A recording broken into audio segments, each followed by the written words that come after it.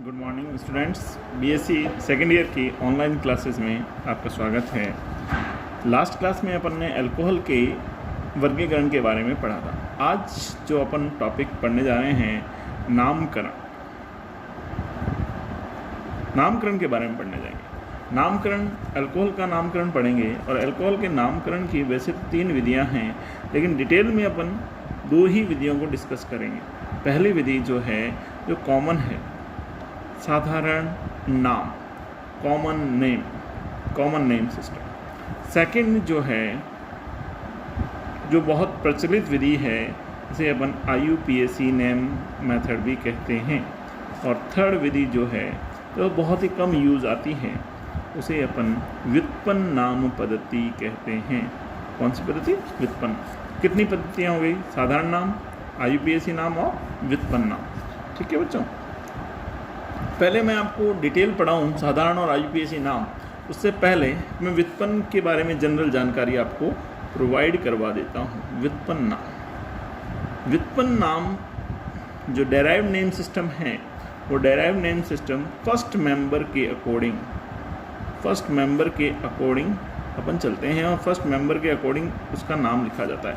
First member कौन होता है अल्कोहल का? CH3OH होता है। कौन होता है? CH3OH। और इस CH3OH को कार्बोनिल बोला जाता है। क्या बोला जाता है?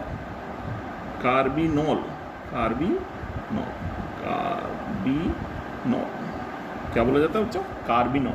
और इसी कार्बिनोल के आधार पर फर्दर जितने भी अल्कोहल हैं उन सब का नामकरण किया जाता है। फॉर एग्जाम्पल, अगर आपके पास ये आ गया CH3CH2OH, अब इसका नाम लिखना है व्युत्पन्न नाम।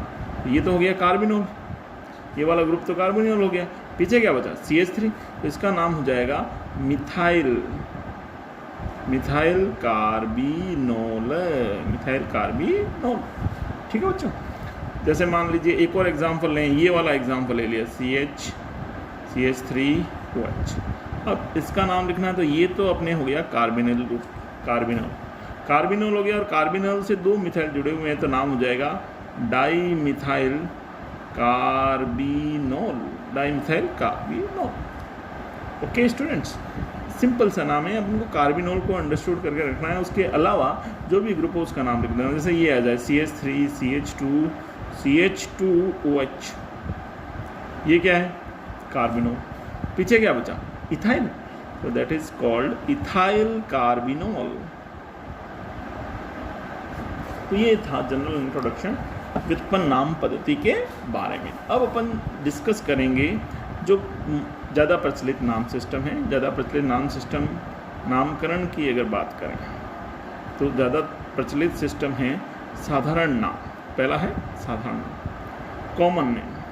कॉमन नेम का जो तरीका है वो उसकी प्रवृत्ति, गुण, प्रॉपर्टीज़, उसके स्वाद, यानी कई आधार पे रखा जाता है।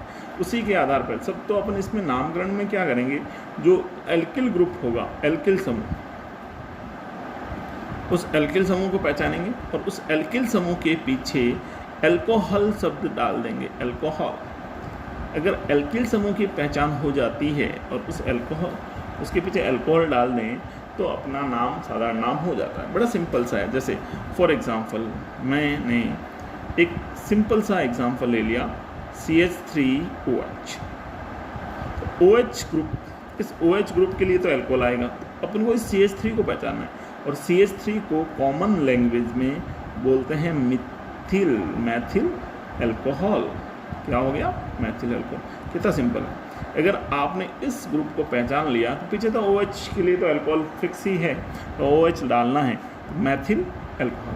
अगर मान लीजिए ये ग्रुप होता CH3CH2OH, तो अपन को मालूम है OH का, तो अपन को मालूम है अल्कोहल होगा। इस ग्रुप को पहचान लीजिए। 2 कार्बन के ग्रुप को अपन इथाइल बोलते हैं, एथिल अल्कोहल।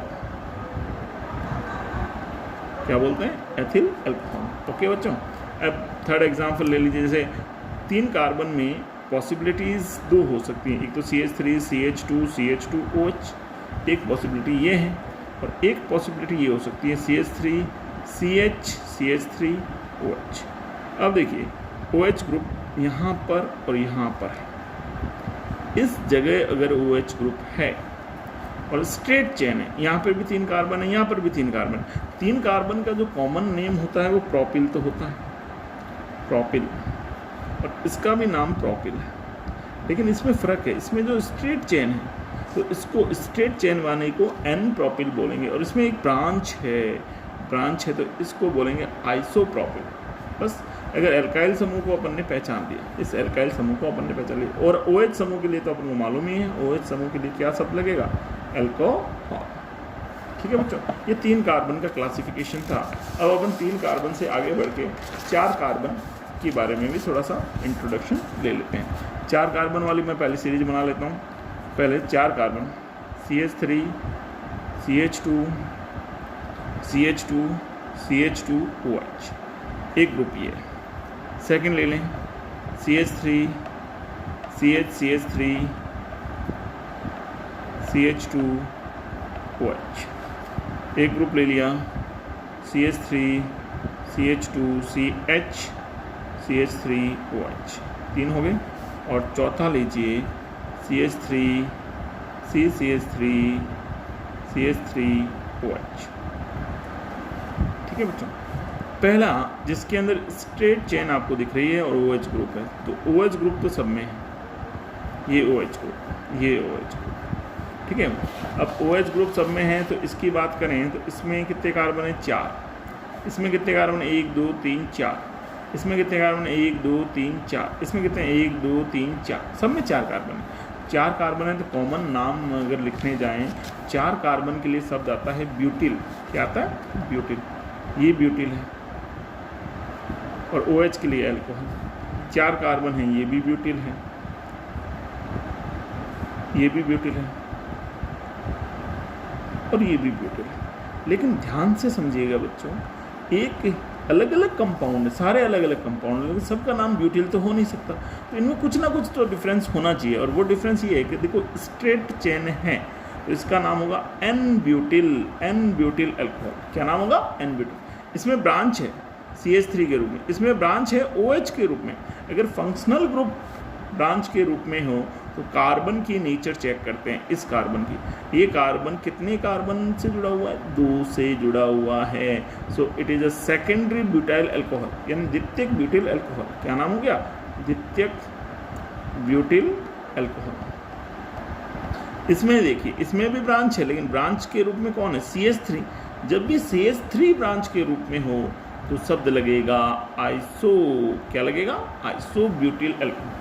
लास्ट वाले एग्जाम्पल में ये कार्बन जो है जहाँ से ब्रांच है वहाँ से OH जुड़ा हुआ है, और ये कार्बन 3 और कार्बन से जुड़ा। अगर 4 कार्बन होते चारों तरफ, यानी ऐसे ऐसी संरचना होती, देखिए CH3 CH3 CH3 CH2 OH।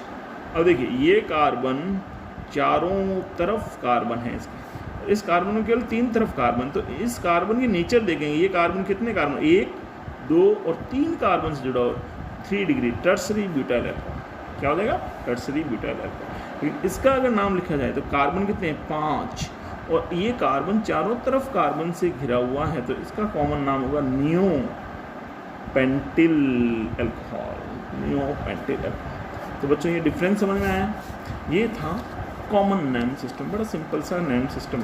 अगर इसी को अपन IUPAC नेम सिस्टम पढ़ें, IUPAC के लिए मैंने आपको बता देता हूँ। IUPAC में बड़ा सिंपल है, आपको हाइड्रोकार्बन का नाम लिखना होगा, हाइड्रोकार्बन, और उस हाइड्रोकार्बन के नाम के पीछे आपको शब्द लगाना होगा ओल।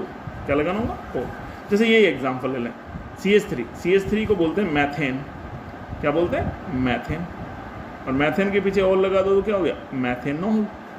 ओके, 2 कार्बन को क्या बोलते हैं, एथेन, एथेन के पीछे और लगा दो तो क्या हो गया, एथेनॉल। 3 कार्बन को क्या बोलते हैं, 3 कार्बन जैसे ही स्टार्ट होता है नंबरिंग स्टार्ट हो जाएगी। देखिए 1 2 3 1 2 3, 1 नंबर पे वो जुड़ा हुआ था, इसका नाम हो जाएगा प्रोपेन। 3 कार्बन के लिए प्रोपेन, और 1 ऑल, प्रोपेन 1 ऑल। इसमें देखिए 2 नंबर पे वो है, प्रोपेन 2 ऑल। समझ में आया बच्चों। फिर वापस देखते हैं, ये पहला था, इसमें केवल CH3 था, तो मैथेन, मैथेन के पीछे क्या डाल दिया, ऑल, मैथेनॉल हो गया। दूसरे में 2 कार्बन था तो एथेन, एथेन के पीछे ऑल डाल दिया। प्रोपेन, जैसे 3 कार्बन स्टार्ट होते हैं अपन नंबरिंग स्टार्ट कर देते हैं, प्रोपेनॉल और propane 2 ol, propane 1 ol, propane 2 ol. Okay dear students, next class में पढ़ेंगे। थैंक्स।